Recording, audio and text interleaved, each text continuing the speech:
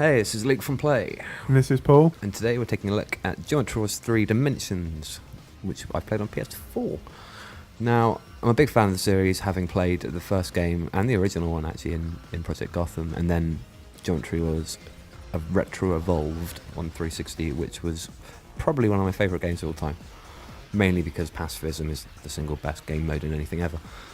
But I'm glad to see it A, finally arrive on PlayStation, and B, come back from the grave. Like when Bizarre Creations went down, I think a lot of Geometry Wars fans just assumed this series was dead, but it's back and it's arguably better than ever. Is it just more of the same, or is it different in any substantial way? It's a bit of both, to be honest. You've got all the old modes are in there if you want to play them, so like Pacifism, King, Deadline, Evolved, all those in their own little separate kind of menu system. And then on top of that, the new Dimension stuff is basically three-dimensional playfields rather than just flat 2D planes. So you'll be going like around the outside of a cube or a sphere or something.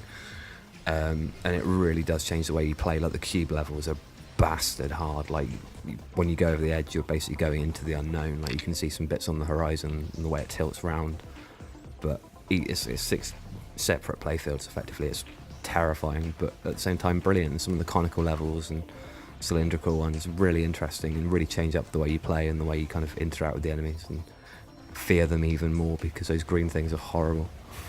I mean, the appeal of this is basically leaderboards, isn't it? Yeah, really? it's a score attack game through and through, and ideally you want you and a bunch of mates on your friend list all playing it at once. Like the multiplayer aspect of it is pretty weak. It's the weakest part of the game, to be honest, but the asynchronous multiplayer that comes from the leaderboard stuff is superb. Like you can spend days just going back and forth with mates, knocking like a couple of thousand off their best scores and climbing higher and higher up the leaderboards. I bet you've got some high places on the leaderboards as well. I'm not doing bad. Like I've got a good back and forth with Liam, our designer on Play, and we've kind of been one-upping each other's scores so much that like I think a couple of the levels now we're like both top 10 in the world. That's all right. Which is all right. Yeah, I love the fact the competition's got to that level now where in order to beat the other person, we effectively have to go like top 5 in the world. Like that's ludicrous, but Yeah, like you said, that's the appeal of games like this, really, absolutely. isn't it? Like back and forth, Absolutely. like trying to master the mechanics, I guess. Yeah, I'm just glad to see that like the new team, Lucid Games, have managed to repeat kind of Bizarre's formula. Really, like it handles just as well. The slight tilt on the retro levels kind of impacts the purity of like the classic modes a little bit, but you soon get over that. Like, I mean, if you go back to 2 now, it is a much purer game.